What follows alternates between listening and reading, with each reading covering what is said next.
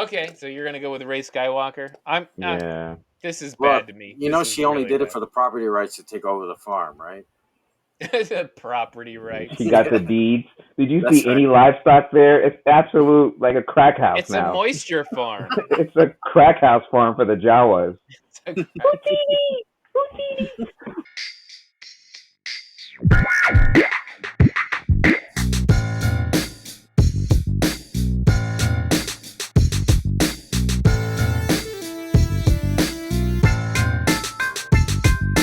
Greetings, everybody. Welcome to another edition of the Heroes Peak podcast, where we talk entertainment, culture, and whatever the hell we feel like.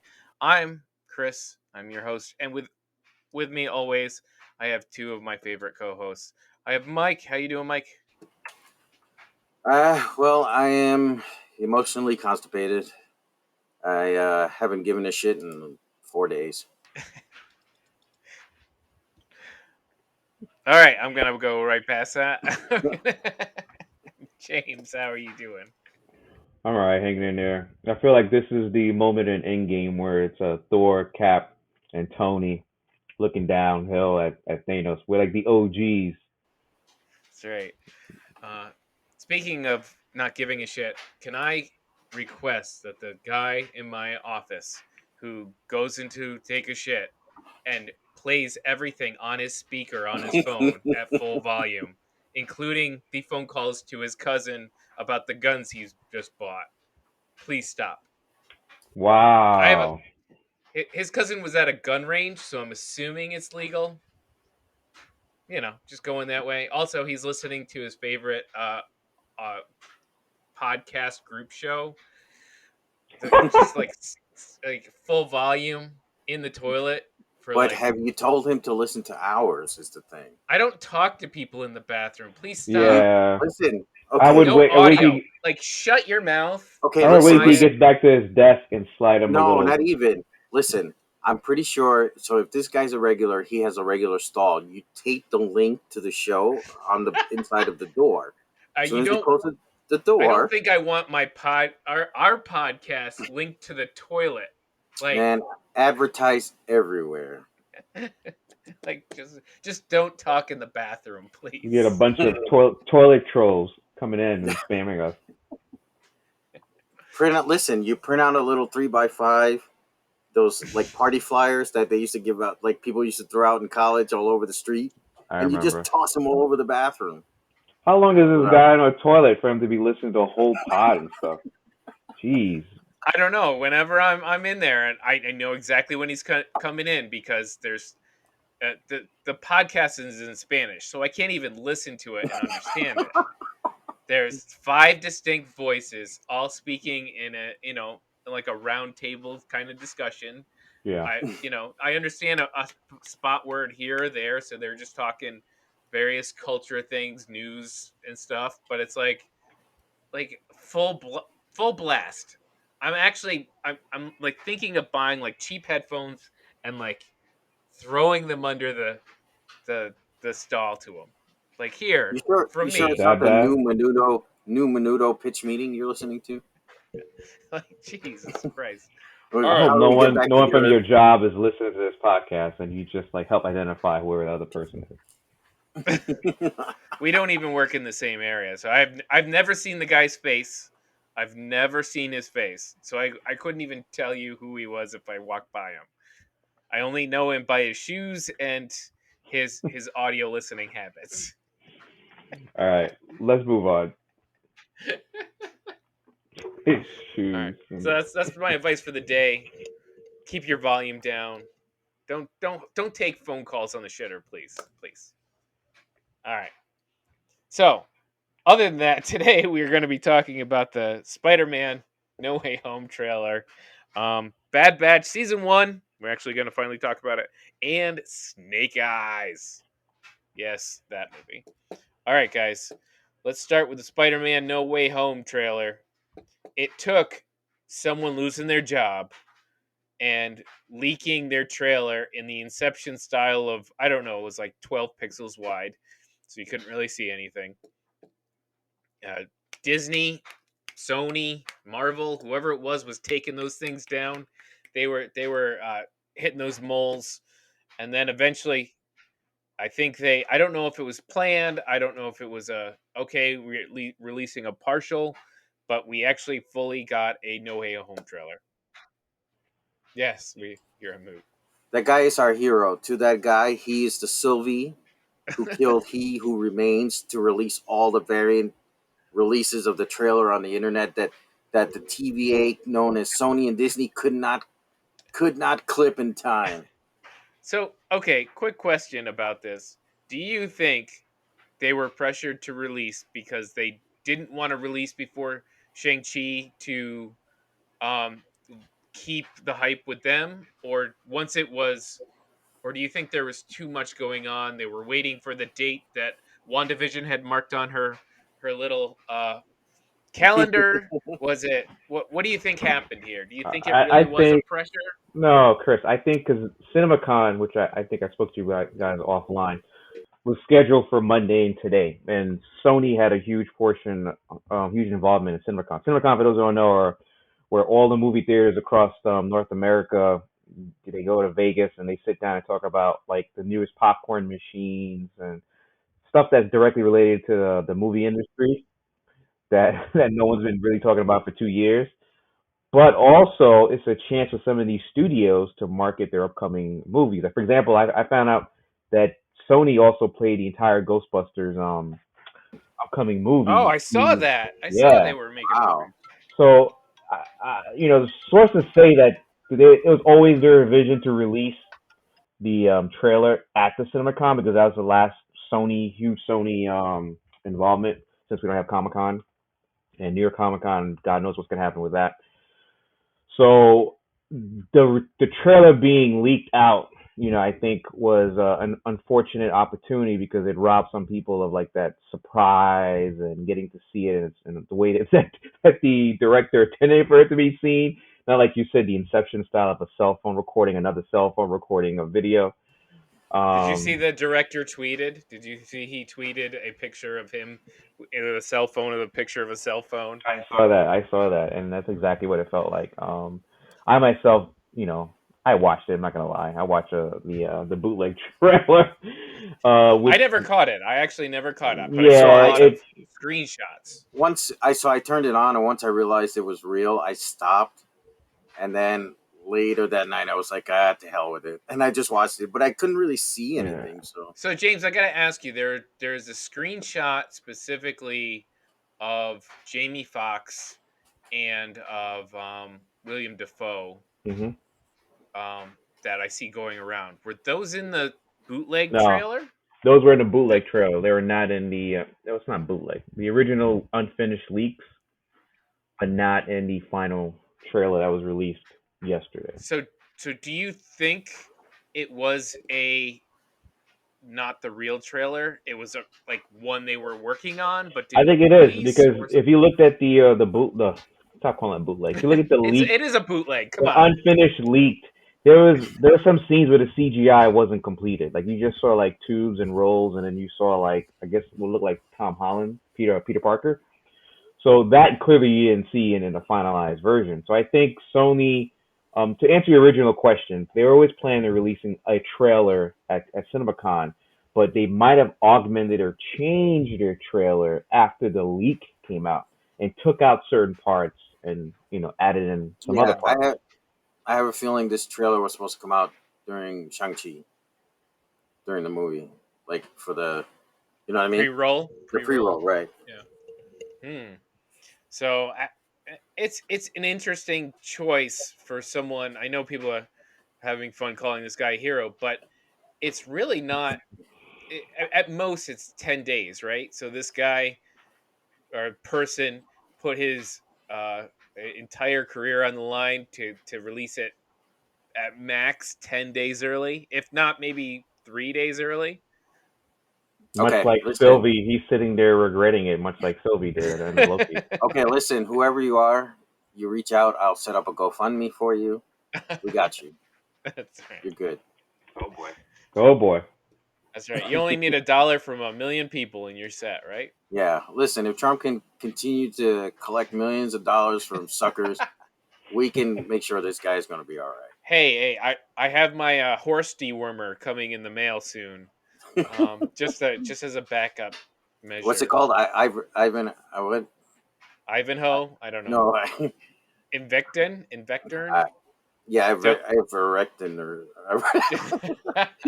I'm gonna do stop right do there before I. do not take. We are not doctors, but honestly, do not take anything for animals. Don't take anything unless your doctor Did has. you see the FDA's tweet? They were just like, Yeah, "You're not Yes, a horse. yes. You're not a We're not Not an cow. horse. animal. Take people Just, medicine. just stop, y'all." Just stop, y'all. Yeah, definitely don't trust the big money medicine, but do trust the big money medicine for horses.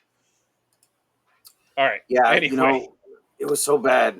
Sorry to go off topic for a second, but I I was know we watching can't help CNN it. and they were talking about people who didn't want to take the vaccine. They interviewed this lady, and she goes, "I don't trust the government. I don't trust the CDC. I don't trust the doctors." But then she quoted this quack doctor who had been discredited. She's part of that dozen, those there's like about a dozen doctors going around, and I'm The like, how one that stupid are doesn't you? you mean the one that doesn't say that the gum will help your breath smell better? The what? You know, when they say 9 out of 10 doctors Oh, approve this like the gum, Oh, Trident doctor, she's always the one. right? But All she's right. like, yeah, I trust her because I've seen her videos on the internet. I'm just like, fuck, we're doomed. We are doomed. And speaking of doomed, here we are, Spider-Man No Way Home. So what a segue. as we see, I think the surprise of the trailer for me is the idea, and we started talking about this before we got on air, is it seems as if Doctor Strange is part of the reason that things go kablooey in the multiverse.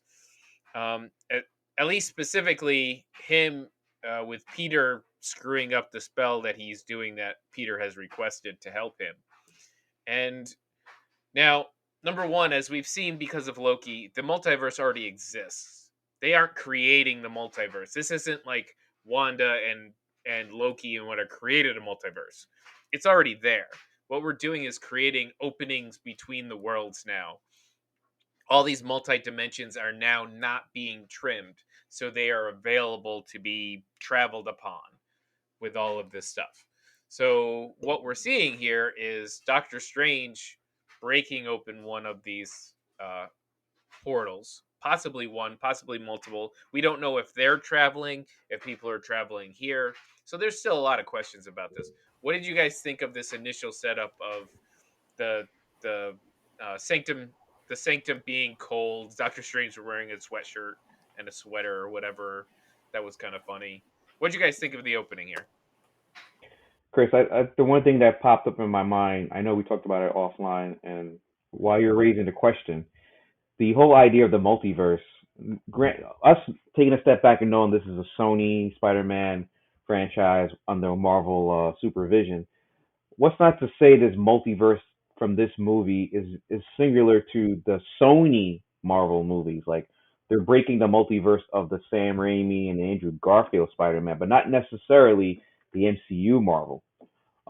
Because it's quite possible that maybe this gives Sony a chance to loop in Venom, Morbius, and those characters, but not break into like the X-Men Marvel or any other pre-existing Marvel multiverses. So we're not really seeing a multiverse like the way we're seeing from Loki or even WandaVision. We're just seeing Sony's Sony's version of the Spider-Man universes coalescing into the MCU. Um, and that's to me that's a bigger question of okay, so this movie is it how is it going to tie into the MCU after the movie's over? Is this going to pivot directly into Doctor Strange 2 where now we're talking about a much larger multiverse, or is this supposed to be like the Spider-Man 4 with Toby and Spider-Man 2 or 3 with Andrew Garfield all wrapped up into a nice little bow for Sony Spider-Man franchises? So that's to me, that's what I'm thinking when I was watching this concept of the multiverse and how Doctor Strange of all people is saying we're still barely understanding the multiverse. I'm like, didn't the ancient one break it down to you back in the first movie? Like, how are you still No, she understanding explained it? it well. She explained No, it no, well to Bruce Banner. Yeah, but she right, also explained it exactly. to him too when she Yeah, freaking dim mocked him and his soul went out and he went through. And it So looks like he gets to do that to Peter. Yeah. So exactly. so what I think though, I think I got an interesting theory. I think at the moment he casts that spell is the moment that Sylvie kills He Who Remains. When Ooh, she and that killed him and he did that, that kind of broke everything. That's just my theory, but and it's probably not true. But that would be an interesting twist if they flash to that moment when she breaks that yeah, because multiverse it on seems her end. odd that he can control the spell even with Peter yapping. Like it seemed odd that somebody of his level of power would just fumble like that. Which Yeah, brings me Yeah. another theory, which I don't know if Chris is going to want to entertain. Maybe that's not our Doctor Strange. Maybe that's a variant Doctor Strange. The variant mm. Doctor Strange. Mephisto. No. It it could be anything. Talking about the MCU, Lincoln, though, there are some questions about possibly seeing Matt Murdock, which would link Yeah. in our Oh my The god. Netflix. That was linking the Netflix. Netflix Marvel. Yeah, yeah. Good Mhm. point. Yeah, but the theories are because have you seen the theories? It's Yeah, his because of arm his hair. butt. It's his butt, It's God, his legs, come on, his The guys. shirt and tie he was the way he wearing, No, I stands. the saw way one. he The guy was like, stands, the "It's his arm hair. arm hair." Yeah, Like, the come arm on. hair. Were you Hey, counting? Were you counting? look, Comparing, contrasting? these people have been dying for this trailer. Like seriously, just These like are CSI interns who are also Marvel fans. it's been bad. But all right, so the rest of the trailer, let's talk about it. What did you think of? Do you think the Alfred Molina bit? Do you think that was fun? You saw Pumpkin Bomb. Oh, for Um, sure. you get Peter getting attacked by the press and the public for being a murderer. You know, uh, what do you think overall of the storyline? I think it feels like it's a basic storyline, but it's just gonna be how many different multiverses come in that make it wild. Or am I missing something? Was there something that's more general than So I like your theory about how they pulled an Infinity War trailer with the Hulk and the Hulk Buster, right, mm-hmm. in the trailer. They swapped out the Hulk Buster for the Hulk in the trailer, Right. and that's actually Tobey Maguire hopping on top of the car. But I don't know where he got a nano suit from, but Yeah, I whatever. didn't like I'm not still not a huge nanos. I know Mike, you're not a nano suit No, I hate guy those nano either. suits because it's so I'm not lazy. either. I'm not either. Yeah, But who's to say that entire sequence had Tom Holland and not Tobey Maguire? exactly. Because Yeah, from the yeah, time because he was standing Doc outside Ock that knew car. Peter's identity, so it would Yeah. make sense that even if Peter was in a suit, that he would know that's still Peter in the Spider-Man Mhm. suit, right? Right. So I Yeah. think that whole area, that whole scene is a misdirection. I think there's quite a bit of misdirection in this movie too. Yeah. Right. In this trailer, sorry. And Doc Ock specifically says hi Peter, where he would not recognize Tom Holland's Peter.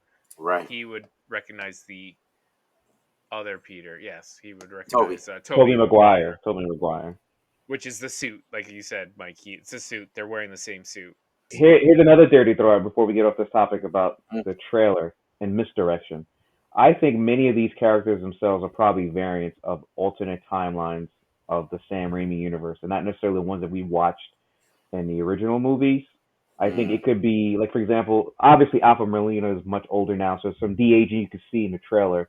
But Yeah. who's not to say that's the version of him before he had died in that lake, and that the William Defoe's character may be a different version of William Defoe, and that Tobey Right. Maguire, like you said, may be the older version of what we saw from the original three, like the Spider-Man 4 we never saw, Sinister Mhm. Six.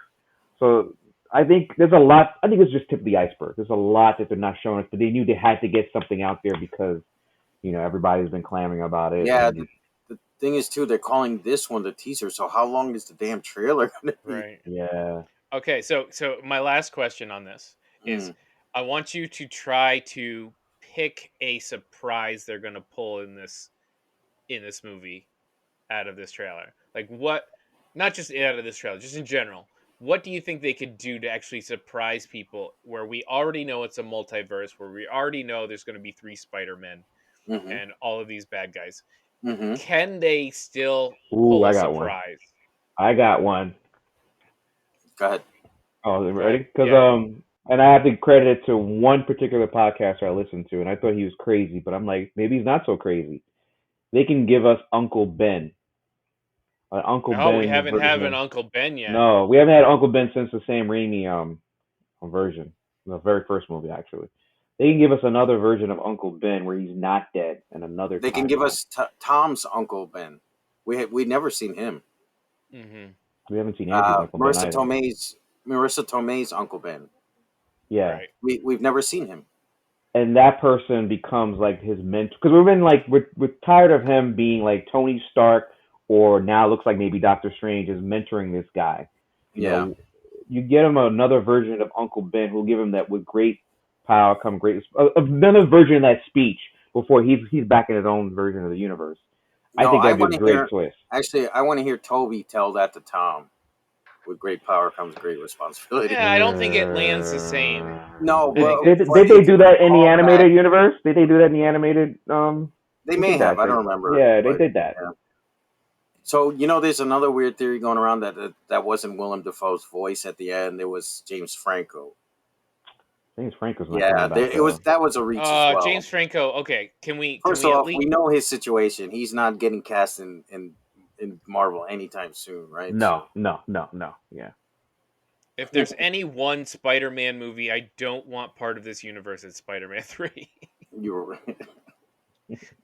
It is in Well, my we see Sandman is there. Yeah, I it's didn't in like my Amazing bottom Spider-Man 5 of 2. all time. I'm telling you, bottom I 5. didn't like of Amazing all-time Spider-Man favorite. 2, but we got Jamie Foxx back, right? So I think I didn't have such a problem with Jamie Foxx as much as the way they did Spider-Man 3. No. All right. But Wait, so what was your twist? I didn't hear Mike and Chris's twist. What I think is the twist I would like to see. I can't see them doing it, but I think it's the only thing that would blow the doors off this is a Miles Morales appearance. I was going to say Miles also, yeah. If you're going to do Spider-Verse live Yeah, action, you have to cast even if it's a momentary, you see him or he swings through you got to do something. Here's what I Full think is the costume. problem. You don't have to cast anybody. Just full costume, swing through frame. One of the worlds. Okay, all right. If you're not casting someone, because remember they already have Into the Spider-Man Verse 2 coming out, and they already created Miles Morales. They have Spider-Gwen. They have all these. So for them to now bring it into live action and to not be the same as I put Sony in a weird quandary that I don't think they want to get into. So I think if they take your position of just showing you like a little quick. I think if they were smart, they would take the voice actor and give him a line so that you hear him and give you a visual so that it gives the live action people that knowledge that at least that character's out there. So like what's the name from The Mandalorian, who was a voice actor and they gave her the actual live actor. Ahsoka, yeah. Not Ahsoka, what's her name? She was in a lot of sci-fi movies. Oh, you're talking about from Battlestar Galactica, Star Wars. Yes. Yeah. What about her?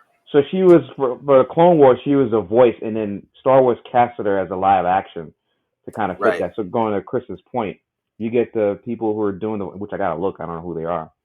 If you can get them in a live action suit and talk, then yeah, that'll blow the door off. Like you're saying, Chris, is like a super. So actually, I wouldn't mind seeing Emma Stone come back as Spider-Gwen. I think she was a good. Yeah. I thought her and Andrew had a good chemistry. Mm-hmm. So, but I'd like to see it as she's in another universe, and if Andrew's there, he's like she doesn't know who he is, right? And then she trips and falls, and he grabs her, but her neck snaps. There you go. It was always meant to happen. She's the Kenny of the universe.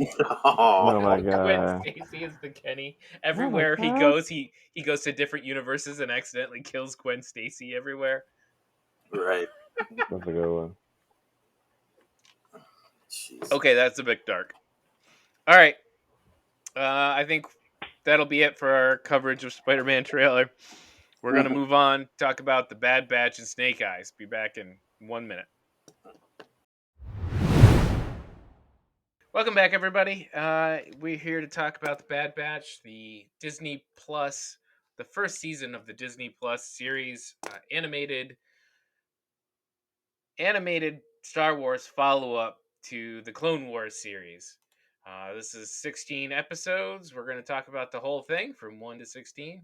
And Before we get started, does anyone want to get out? You've heard of this. You've seen this, right? You know what that is. It is unavoidable. It is your destiny. Is this not why you are here? Do or do not. There is no try. Knock that shit off. whew, there's a lot of episodes. Those kind of went pretty quick. I'm It not did. used to watching things that are like 20 minutes though. They're pretty quick storyline. So let's start Yeah, with this. they still had commercial format, right? Yeah, they For had the 23 whole minutes, regular yeah. TV format, Mhm. expected commercial break times and Right. everything like that. Yeah, at So- some I point it's imagine gonna be it's for- featured on Disney XD or whatever they Yeah. play. Yeah, Yeah. they still have a lot of that. They probably still get a good amount of money from that, even though Disney Plus, obviously from the numbers we're seeing, especially out of Black Widow, we saw. All right, so let's start from the beginning here. The Bad Batch is a set of DNA altered clones, and this whole series appears basically at the aftermath of Order 66. And so we've got these altered clones who did not, because of their alterations, Order 66 did not have the same effect on them. And so we get to follow them around as the Imperials take over the galaxy, and they keep trying to get caught, or the Imperials keep trying to catch them because they are not following the proper orders. And we have an interesting inclusion in a new character for the Bad Batch. If you've seen the Clone Wars, you've seen the Bad Batch before, but we get a new character. Why don't you tell us about the Bad Batch? Yeah, so basically it takes off right at the end of last season of the Clone Wars. If we remember from season 7 of the Clone Wars, the first 3 episodes specifically dealt with the Bad Batch, our introduction to the Squad 99. So at the end of the Clone Wars, they went off on their way, or at least they thought they went back to Kaminoa. So in this one, it picks off Kamino. from there. Camino. Sorry, why am I thinking? Anyway, yeah, Kamino. Well, the Kaminoans are what they call the people, aren't they? Right. Correct. Yeah. Okay. So, Barbadians. but at this point, the Empire has come to Kamino and has started dismantling the clone program. And we get our introduction to Omega, who was another clone like them, but sort of like Boba, who wasn't sped up or anything like that. Right? She was So also you're a altered. clone? Yeah, she was also altered in another fashion that we have yet to Yeah, know. but not like regular clones who were meant to age quickly, I guess. Correct. Yeah. Yeah. So, but she was working with the scientists and the doctors, helping them out. Well, she was like a side project for the scientists, right? They said Yeah, she was older than them, so Yeah. she was one of the first. Mm-hmm. Yeah, she was one of the first generation.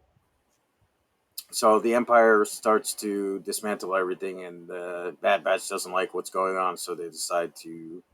Skedaddle. Well, not all of them. Not all of them. Right. Yeah. Obviously, we had. Oh gosh, I got Crosshairs. Crosshair, right? That's Eric's favorite. But I think so. At first, that was a chip issue, wasn't it? That's No, what it they wasn't. thought it was. No, they Okay. thought it was a chip issue. So let's go into this. So all the clones have a chip in their head that allows them to be controlled, overridden, and controlled better than obviously regular soldiers. But because of the DNA altering and all the other alterations, their chip basically didn't work quite right.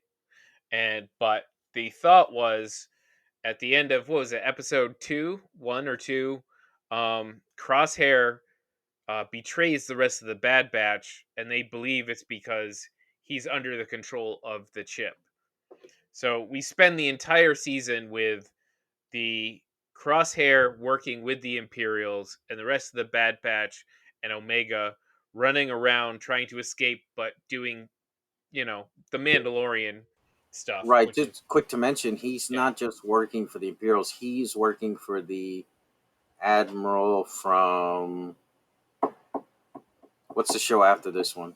In the Rebels, timeline. Rebels. Right. Yep. It's the same Yep. guy. Okay. Yeah. Yep. So Yeah. I like that they brought him back. Me too. And so we should talk about some characters they brought in from the other shows as well. But Ooh, But Yeah, yeah, that would be we'll be more here you for- guys. we'll be than here me. forever. I have Yeah. not seen Rebels. no, at well, all. I want to talk about young Syndulla, right? They brought her back. Okay. They did. So as a kid, so it was nice to just see some backstory from some of these characters. Yeah. Right? It seemed like to me, Chris. Oh, sorry, Mike. I don't know if you were done. Yeah, I was just gonna say Kanan as well. They showed Young us Kanan's Kanan. origin story. Yeah, It's one of my favorite episodes. It seems to me that Star Wars has been really good at the animated version, anyway, at world building really well with characters. And this Bad Batch series, at least season one, was a bridge between Clone Wars and Rebels. That's my impression of watching all three of the animated series, with some tie-ins to the prequels too. There's a couple things that they go back to the prequels, which I thought was pretty fun.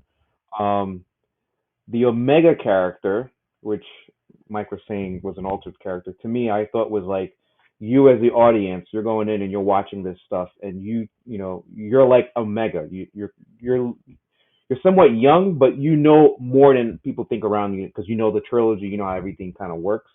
But you're a little bit like unsure about what sides are and who's after you, that kind of stuff. And I like the fact that for me anyway, my point of view was through Omega from season one all the way to from episode one to the finale.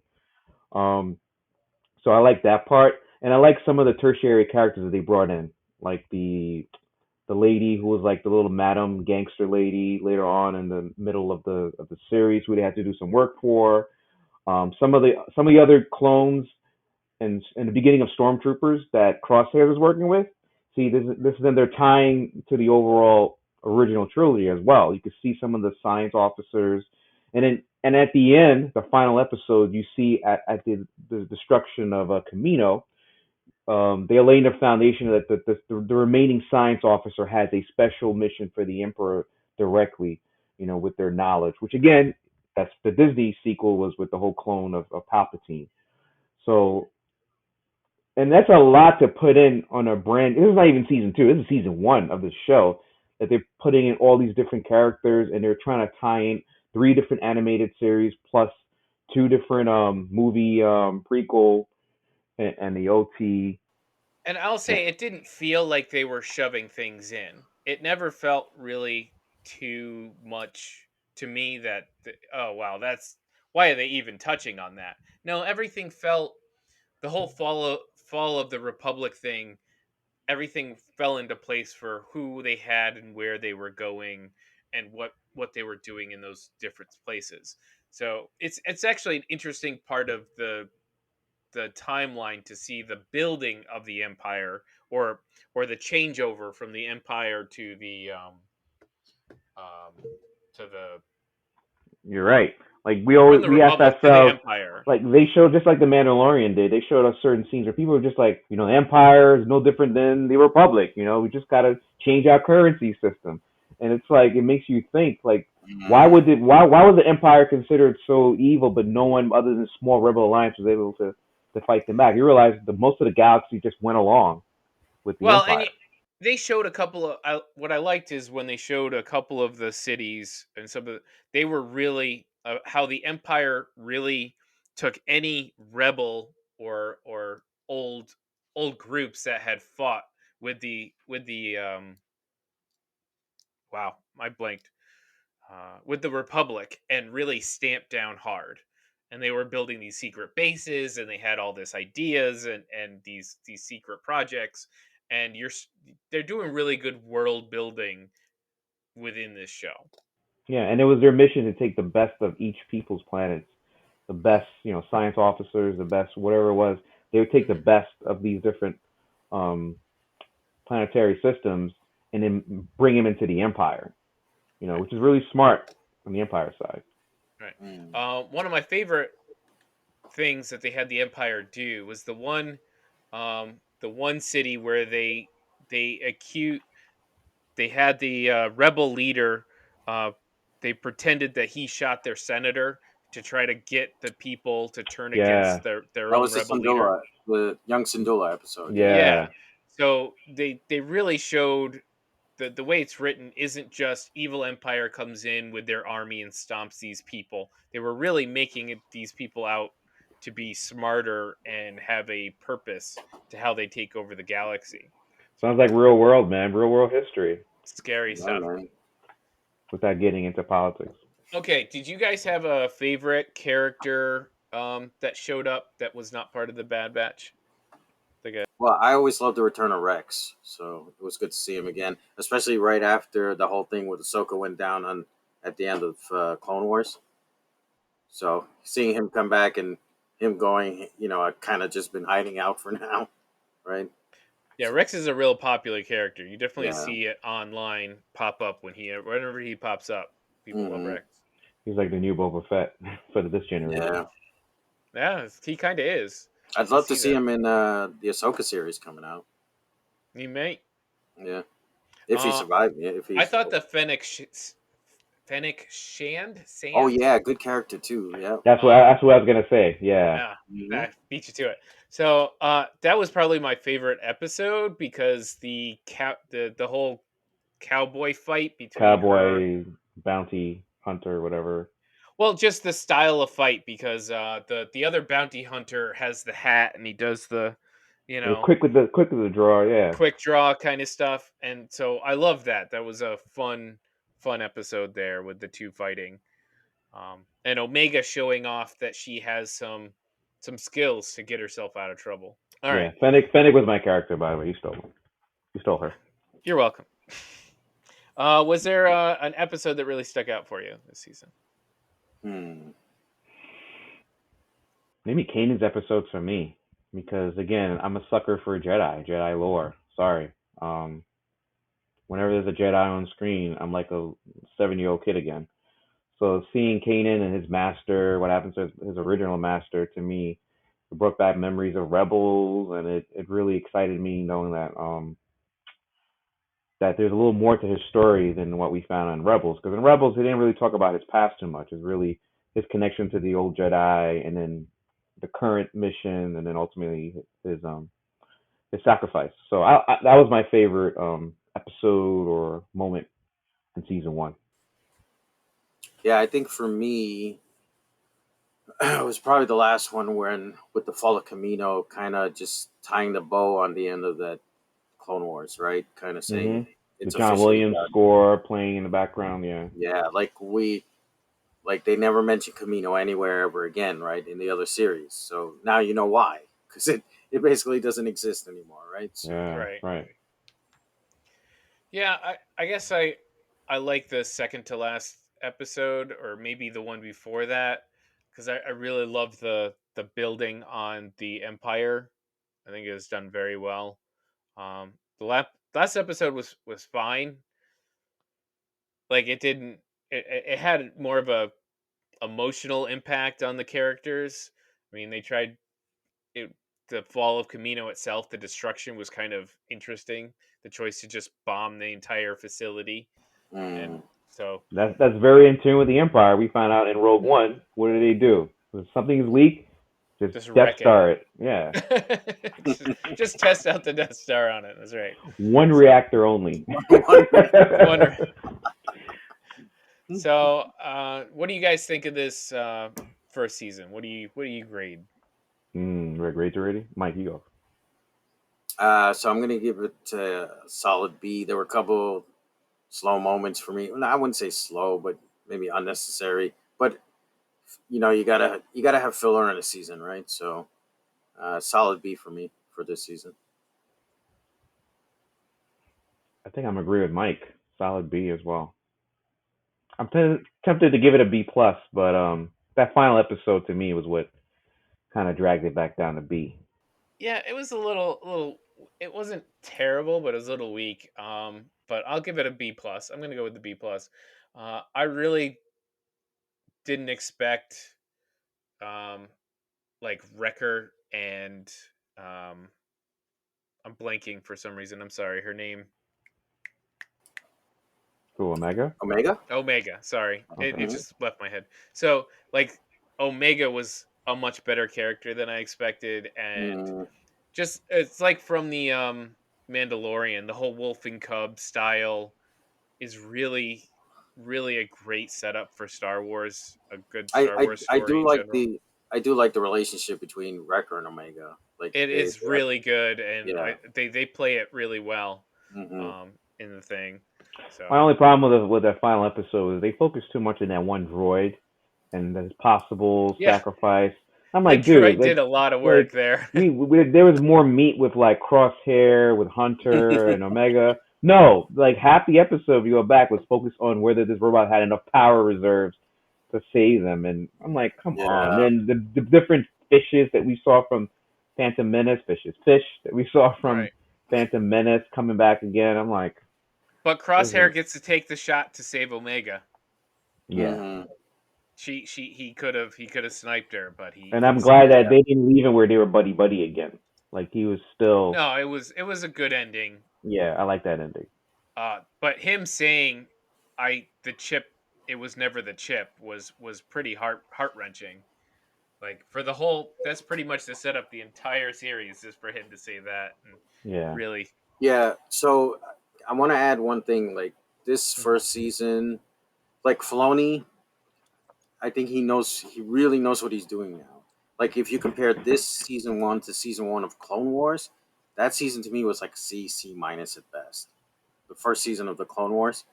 Yeah, I remember that. But Uh, that was a whole different time in Star no, I Wars. know. That's what I'm saying. He history. really knows what he's doing with He's a the well-oiled universe. machine now. Yeah. Yes. Yeah. So like And the this was a animation, great start. Yeah. and the animation is really good. Yeah, I like it's a the lot better style. too. Yeah, animation's got Really? better, technology got better, and you're right. He's learning how to write an overall narrative. He still has the problem about taking these jumps and arcs of storyline. I guess it is what it Yeah. is. Like 3 episodes, like like a mini series, and then another 3 episodes. He's still doing that even in this one, which is fine, but to me a little annoying at times. Yeah. All right, guys, we'll take a break and we'll come back and we'll talk about Snake Eyes.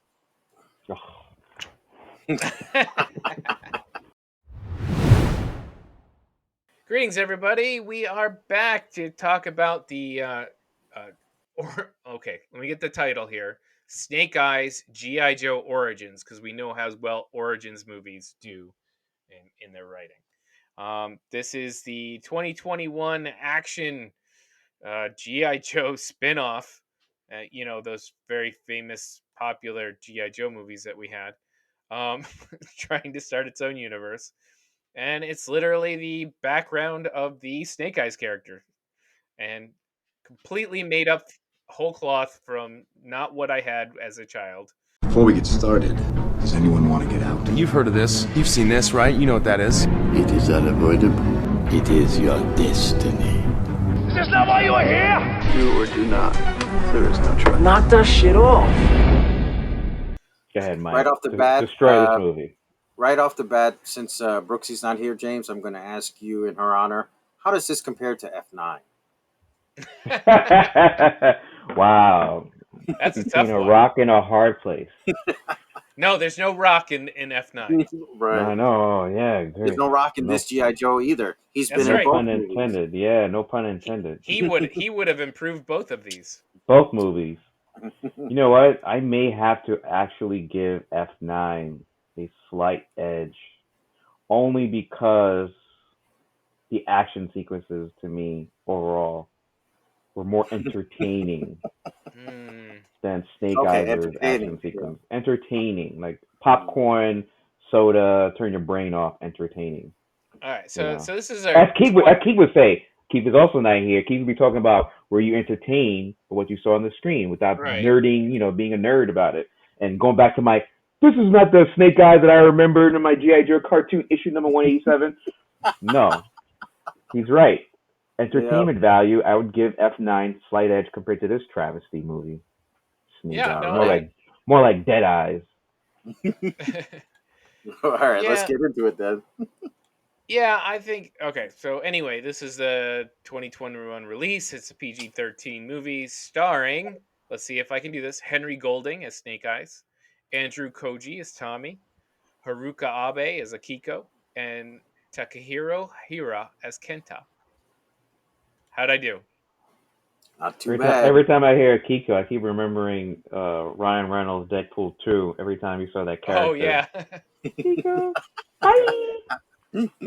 So I'm looking up the financials here, and so its opening weekend it took in 13 million, which what in this day and age isn't terrible, Yeah, this is but a it has theater only release, right? There was no streaming yeah option. it's theaters only, and but after that it completely cratered, and it is now only at 28 million after 5 weeks. Then So floated. so So it, my it question off the top is oof. that because there was no star power like The Rock or Channing Tatum? Well, I Or mean, yes, but as far as stars go, Henry Golding was the star of Crazy Rich Asians, which right? did very Mhm. well. Yeah. Now, again, we are Mhm. in a pandemic. People, from my numbers I'm looking at, people are only going out for new movies, and they're only going out for True. big new movies. Hmm. They're not coming True. out for the second weekends very much or anything like that. Also, the star Tommy Andrew Koji, we know him from Warrior. It was a great show. Hmm. But other than that, we know some of the names. We know Samara Weaving, Iko Uwais, but Yeah, Equal Wise. I totally forgot that he was in his movie. It just popped up on my feed. The he was Raid 2, also Raid 1. 10 minutes of screen time, if that, and not even That's doing great screen time. that's probably, yeah. That Sadly, makes sense. sadly, this movie, I was I'm a huge GI Joe kid fan. Like that was my thing. You guys were into Transformers, and kids were into Thundercats, and Tell them how fortunate you are to have all the toys when you were growing up. Tell the I audience. was. I lived with those toys, and I was excited. I've watched the other GI Joe movies and they were fine. I'm not mad at anything, but I was like, okay, finally. They're just going to do a cool ninja badass fight ninja movie, and they showed the trailers and they showed some cool action set pieces, and boy, is this the most disappointed I've been all year. And it has nothing to do with the stars per se. No. Outside of, okay, can we stop showing little kids? We don't need to see them as little kids to start movies anymore. Can we stop this trend? Like Aquaman, Wonder Woman, Superman. Snake Eyes does not need to be 12 years old at any time to show me who Snake The Eyes thing is is. I too, we sure hope saw Shang-Chi doesn't start that way. Oh, please. It is. No, we're going to it's see him going as a to. kid. It will. But We are seeing him we as a already kid. saw Snake Eyes and Storm Shadow as kids in the last That's GI the Joe, problem. which That's the which I problem. think that story was way better than this one. That origin story about Well, that yeah, the trained by the same master yeah, and that whole thing. That's more of a yeah. That's a very classic. That's from You the know, original G.I. Joe comics TV show, right? honestly, I couldn't tell you. I complained Okay. about it, but I yeah. couldn't I don't tell know you. either, but I did have the comic books. I was a GI Joe comic book reader as a kid, but they were some of my first comic books. So I don't Gotcha. even I have thought them I heard. I anymore. thought I heard that from somewhere or read it from somewhere that the original version was closer to whatever the '80s versus what this I version think was. it was if you listen to like what Storm Shadow says whenever they fight, it was always about their him and his their shared master. hmm And so yeah, the whole thing where his master takes in the orphan and they both come up, but he's better than Storm Shadow. Yeah, it's the whole Iron Fist origin. It literally is Iron Fist origin if I yeah. remember correctly. But But in so this one, the two of them don't know each other as kids, right? So they said fuck it, whatever. Okay. Also, Reboot. is this the worst naming origin than Solo, a Star Wars story? Is naming yourself after a pair of dice that killed your dad worse than a random dude in an admin position of the Empire giving you I a see last where you're name? going. Yeah. They're both bad, but nothing beats me Ray Skywalker. That's just the worst of the worst. Let me go where your aunt and uncle were murdered and your grandmother was Bury his buried. saber in the worst place that he ever wanted to, was the sand. Okay, so you're gonna go with Ray Skywalker. Yeah. This is Well, bad to me. you know, she only did it for the property rights to take over the farm, right? the property rights. He got the deeds. Did you That's see any livestock there? It's absolute like a crack house It's now. a moisture farm. It's a crack house farm for the Jawas. It's a crack- But Alright. Snake Eyes, yeah, I think that was kind of that was dumb. How they came up with the name for Snake Eyes, and can't believe that passed the writer's pitch. Like who said, "Hey, Who wrote okay, this trash? hey, Yeah, he's gonna good roll question. dice, I never he's- even heard of these people. and he's Okay, just go gonna on. use that name." Okay, all right, it Let me was guess. bad. We all know. And NYU grads taking the Chris So- Terrio writing class. So if he had rolled Go ahead, double Chris. sixes, would we be calling him double sixes right now instead of Snake Eyes? Hard Oh eight. shit! Craps. Double My name's five. Craps. Double five. Double five. All right. So we get going. What do you guys think of the first action set piece, the one at the docks? So we The see. docs, yeah. So let give you a little quick synopsis here. Is Snake Eyes is searching for the killer of his father, and someone approaches him at an MMA fight. Another one where we open in an MMA fight, like Mortal Kombat. And tells him if he helps him out, he'll help him get the killer of his father. So he goes to work at the Yakuza the Yakuza's fish farm, gun smuggling ring, and he meets Tommy, where he's supposed to help Tommy get out and be a spy for the Yakuza with Tommy. But that whole opening scene, what did you think of this initial fight? Probably, to me, it's Yeah, I probably don't- the best fighting sequence in the movie. To me. Right. Yeah, I agreed. Like, I don't have an issue with the fighting in that whole part of the movie. Like, it was just. I mean, I can don't you? know. Like this? For me, I watched that and I was like, okay, we've got a decent start to this movie. Like from that point until he gets to the headquarters, right? Up to that part, I'm like, okay, we're okay right now. So Yeah, that's what I was thinking. I hate to do this after the fact, but if you cut off that entire first section and start with Snake Eyes working at this fish farm, but then he saves Tommy and he gets flown out to, wouldn't that be a great opening sequence right there? yeah, You don't know his motivation for saving him. It'd be better. You don't know he's working with the Yakuza. So it's just awesome jumping off part. So I don't know. I hate fixing It would the be better, editing. yeah. But anyway, so I thought this was the best scene. I honestly, of the entire movie. If you stopped it right here, kind of like Mortal Kombat. Bravo. A plus. You A plus. take the first Roll 7 credits. minutes. We've Roll got credits. got- G.I. Joe. two great short films this year. The first 7 minutes of Mortal Kombat and the dock scene from G.I. Joe. And those are my two favorite movies of the year. Right there. Stop. And you would think 2021 is winning with martial action movies. Oh, I was so excited at the beginning of this year. I was looking at the list. I'm like, look at this. Look at these movies we're getting. And, you know, what's the best one so far? Gunpowder Milkshake? Yeah. probably. Yeah, probably. Martial arts. I don't know. I gotta Yeah. think about that, but we could talk I about don't that. Paper Tiger is a little. Oh, no, Paper Tigers. I get it. All right. That Anyway, is Well, martial we'll arts, talk about so. it in our end of year show, right? We can review. so let's start our downhill sled here. And we're going to go as we fly off to Japan to find out that Tommy is the head or wants to be the head of his ninja clan who fight the Yakuza all over the world. But Snake Eyes can't join until he passes 3 tests to test his his will, his goodness. Like, what are they testing here? Because they're not testing his martial arts. Loyalty to the clan, I think it was. Oh, I'm trying to remember. But he's not. Like They obviously loyalty. can't tell if he's actually loyal to the clan because they never figure it It out. was more philosophical things like, do you have patience, and All right, so you know what I mean? It was so weird.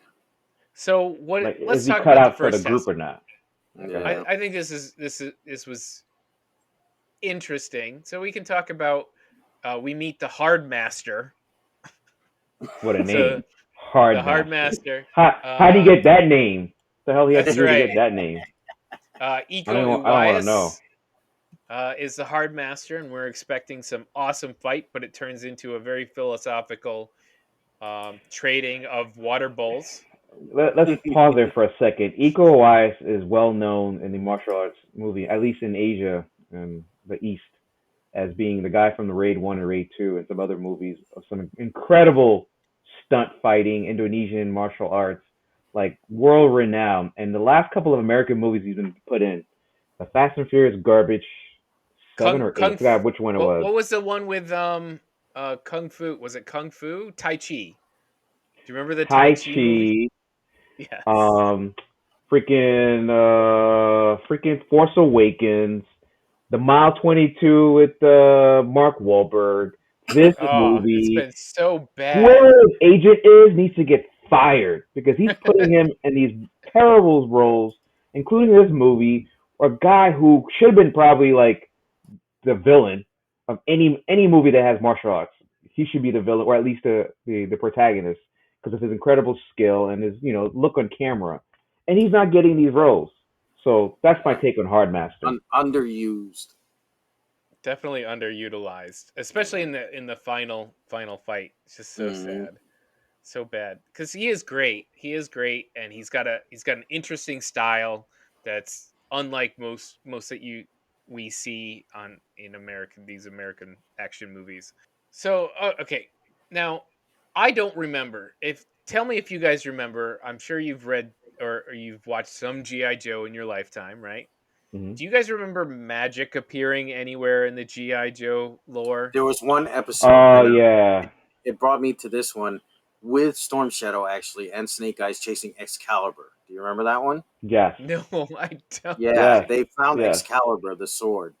And Yes. that was the only thing I could think of. See, I was trying to remember. Excalibur was featured in not just that one, but Transformers and Thundercats. So, yes, there was a magic episode. There's another one, though.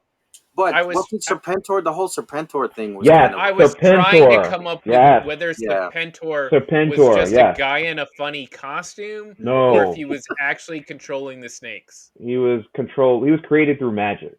Yeah. Yeah. Okay. Because G.I. Joe always felt like more of a weird advanced technology type universe where yes, they can do magic-esque thing, but it always ends up being some world-ending technology. Weather Dominator, remember that? Right, exactly. So it was really weird to me when Blind Master, the other master. Let's see, I know had his name right here. Peter Mensa. He's good, by the way. He's from Spartacus. Yes. Yeah, Spartacus and a couple other movies. Yeah. Where he releases some fireflies, to no surprise to our Snake Eyes character, who apparently is not surprised at all by anything he sees in this entire universe. Unfortunately, what they had Henry Golding doing was not emoting. Like, did he feel to you that? I mean, he had some quips and some stuff like that, but at no point did he feel like he was really doing anything as an audience surrogate for me. He made Vin Diesel look like freaking Robert De Niro, man. Right. He was dry. He was extremely dry. I think the only time was when he was confronting his father's killer, right? Yes. I guess he did show some emotion there. Yeah. I go back and look at that. I don't even remember that, but okay. Yeah. For 10 seconds, don't worry. So he releases some fireflies, and for some reason, he sees his father in a dream as his second test. I don't know what this is a test of, but he's tested to see his father in a dream, who tells him he couldn't have done anything and couldn't save him. But that scene means nothing because it doesn't actually make him not want to find his father's killer. Like, what was the point of having the reunion with the dead father if it doesn't help solve the issue of Snake Eyes looking for revenge?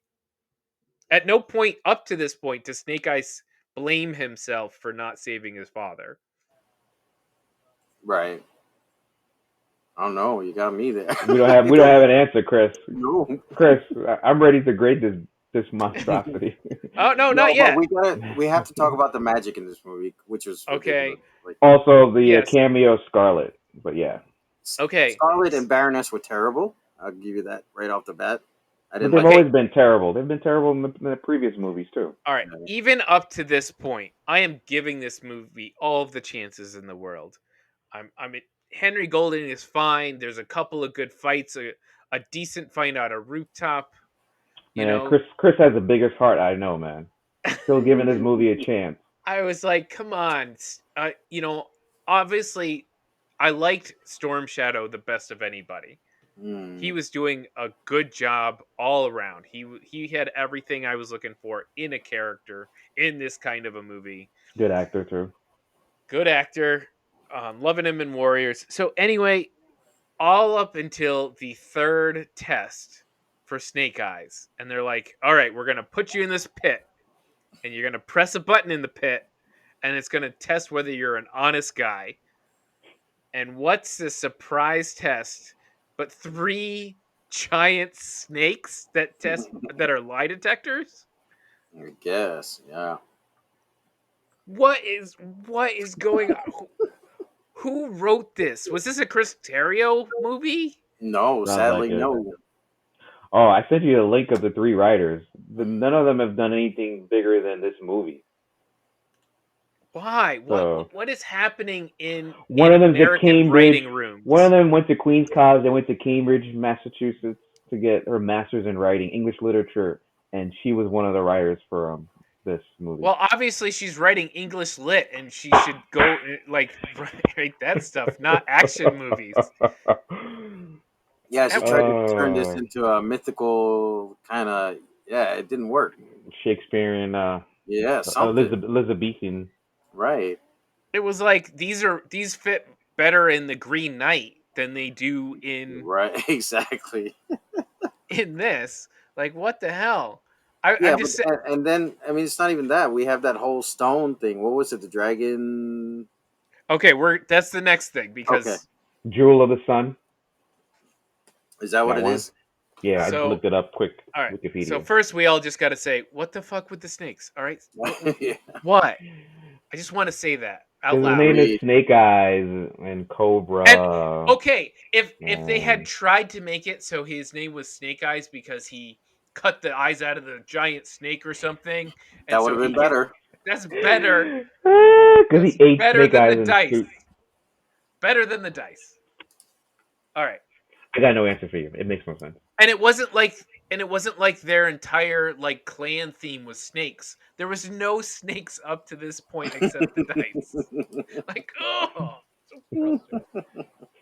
But their clan did have a theme, and that's this Jewel of the Sun. Apparently, they were put in charge of keeping this jewel but never using it. And you're like, okay, so this is just a history lesson, how this is how they project honor within this clan or something that's supposed to probably create the division between Snake Eyes and Storm Shadow eventually. I get it. Okay.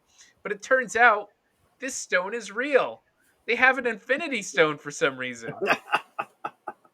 And an Infinity Stone that melts people? Or disintegrates them or something. Disintegrates them? In which... It's like a Power Stone. It's a Power Stone. Yeah, that's what I'm going to say.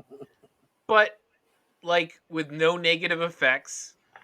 And is it really any more powerful than, like, a disintegration ray that Cobra Commander might come up with in a standard episode?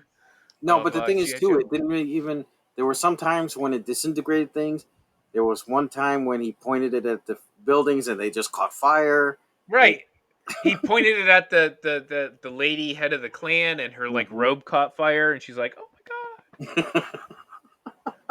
Like Why he didn't kill her, I don't know, but he wanted her to suffer. Always the villain's problem is they want him to suffer. But it guess. didn't protect him at all. It really wasn't. It wasn't like he could light the entire town on fire with a thought. He had to point it at things. It makes no sense because like, what was the ultimate purpose with that stone? Like, what were we gonna do? Take over the world? Like, I don't get it. Well, that's what Cobra wanted it for, right? Cobra wanted it for, yeah. Yeah.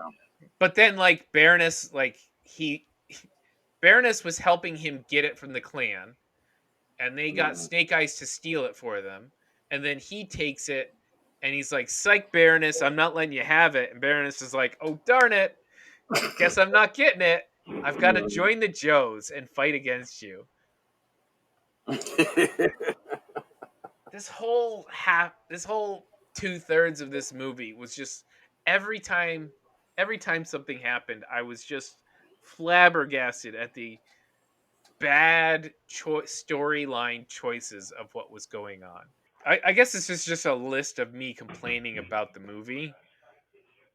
Like the terrible security. Can we talk about when Snake Eyes breaks into the area where the stone, and he knocks out all the security cameras, so all the guards come running, and like a video game, they don't see anybody, so they all just leave. And then he walks in after they left. Like, I remember that. what? Just so frustrating. Frustrating. All right, that's it. That's all I want to complain about. This whole thing is just like you gave this movie way too much chance, man. I was. I know you were so excited too. I was so excited. This is the highest high of the trailer to the lowest low of them fighting on top of a tractor trailer. I was like, "Oh, this is gonna be cool," but then they do the American editing where it's punch, edit, punch, edit, quick cuts, quick camera cuts. Yeah. You know, here's a question I have before we get to grades. Where does the G.I. Joe franchise go now after this movie? Like, I think they still made money, right? It wasn't like was it a bomb? Oh, yeah, it was a bomb. Oh, yeah. They did. 110 million bomb. Budget and 36.9 box office. So, yeah, it's a negative. Not including marketing. So, where do you go from here? Like, I don't think The Rock's coming back. So, what other storyline could they do with G.I. Joe? They need to just trash it and start from the beginning again. I don't know if they can right now because they not already now, but they'll have to. That's what they'll have to do. The first one started off with a big white guy face, so it was what, Charlie Hunnam or something. The first one? Duke. No, not Channing Duke. Tatum. Channing Tatum. Channing Tatum. So he was big at the time. Those two.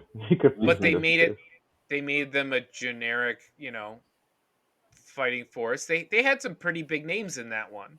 Yeah, and they did. And then they had Joseph Gordon-Levitt playing what eventually become, but that was more. Even that was more of a G.I. Joe. Like, as corny as it was a more G.I. Joe movie than. Yeah, it was. This one was for sure. Holy shit! I should have looked at this before I asked the question. So you guys know G.I. Joe is owned by Paramount Pictures, right? I mean, Hasbro owns the rights, but Paramount Pictures, the movie rights. No, a crossover film with Transformers film series is also being developed. It's something they had been talking about for a long time. I always assumed they were going to take the soldiers from the Transformers movies and just make them G.I. Joes. I don't know why they did. And there's also a G.I. Joe Ever Vigilant in active development, confirmed. I don't know what that means. Know. You've got Semper Fi, Ever Vigilant. So G.I. Joe Rise of Cobra made 150 million domestic. Holy crap. And 300 million worldwide. Yeah. What about Retaliation? Did I do better? So it made money. So if I put G.I. Joe the second one, Retaliation did not make as much. It dropped to 122 domestic. There's a trend here. But 375 worldwide. It made more money internationally. Hey, how is that possible? Oh yeah, okay. Its international box office was over 100 million more than the other ones.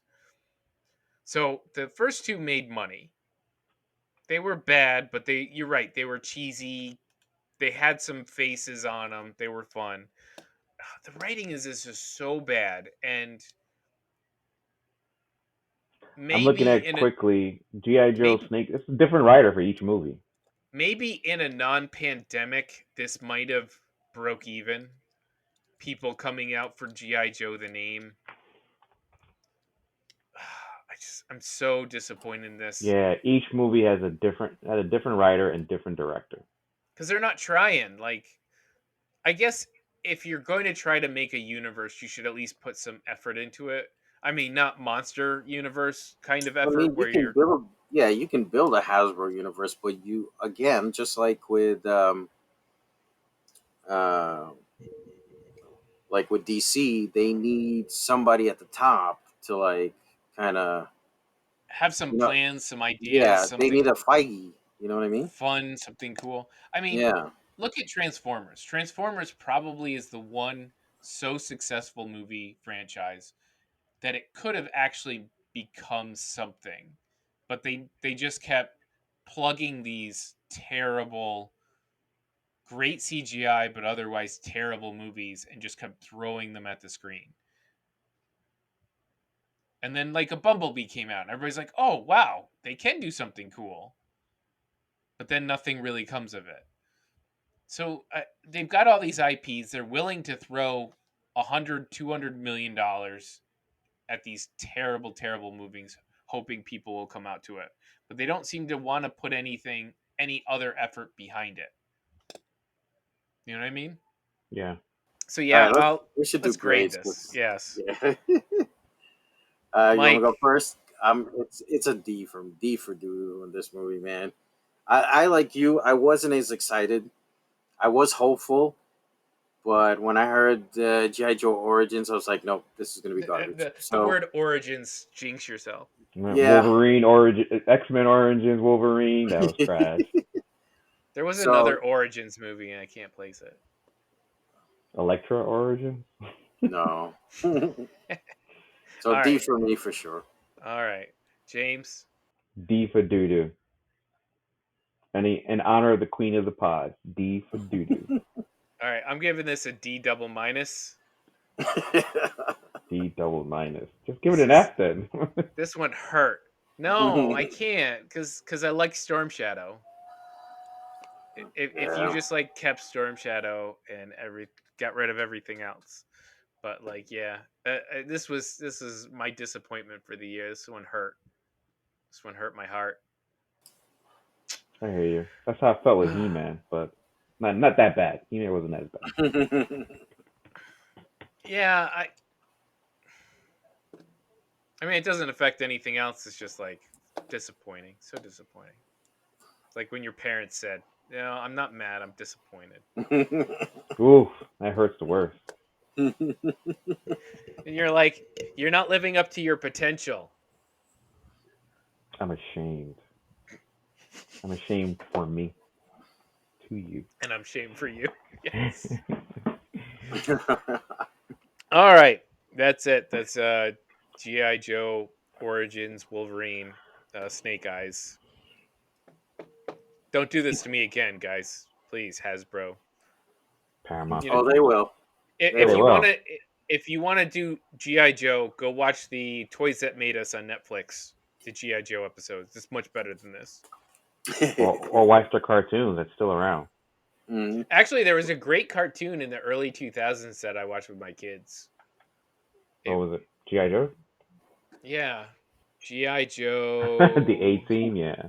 They get confused in that. Sigma 6. GI Joe Sigma 6. Oh, I never heard of that one. Yeah, it was definitely like a kind of an updated, very early 2000s character designs, very colorful. For some reason, big see-through glasses, whatever. But had Snake Eyes and Storm Shadow, of course. But it had like a group that was like on the run from the government.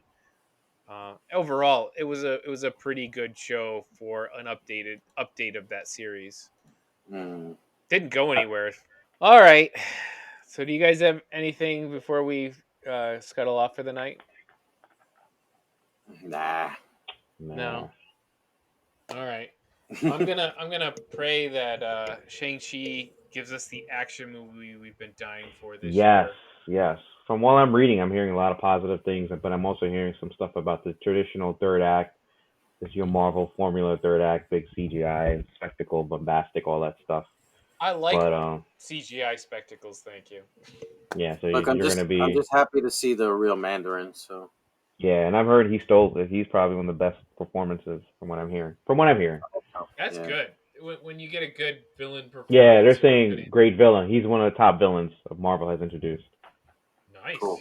So we'll see. Again, these sources say. All right, guys. Thanks for joining me in my bitch section over GI Joe.